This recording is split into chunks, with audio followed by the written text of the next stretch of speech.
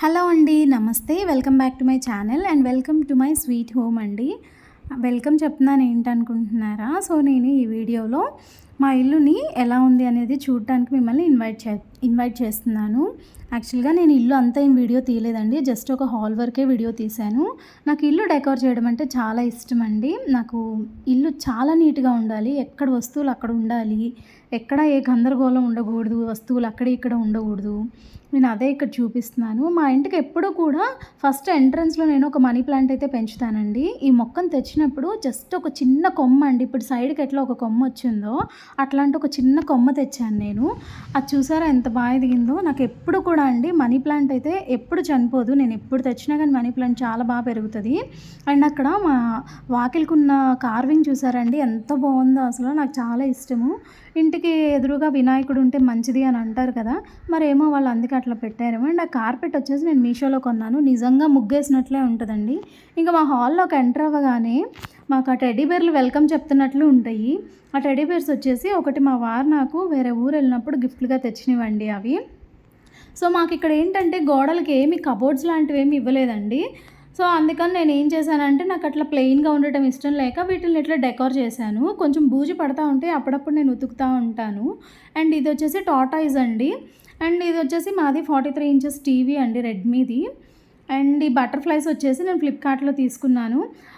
ఇది ఒక falling tree and అదొక చిన్న పిచ్చుగూడు లాగా ఉంటుందండి. కొంతమంది సడన్గా చూస్తే అది నిజమైందా అన్నట్లు అనుకుంటారు. అది నేను వచ్చేసి మా పెళ్ళైన కొత్తలో శిల్పారామంలో తీసుకున్నాను.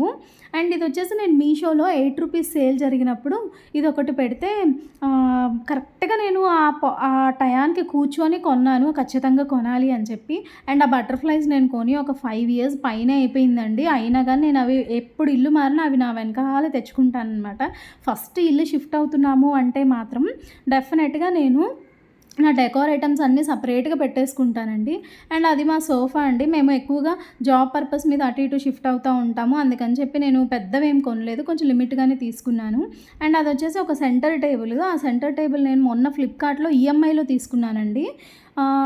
ఎంత అది 2,500 ఎంతో పడితే నేను నెలకు 300, 400 కడుతుంటాను దానికి.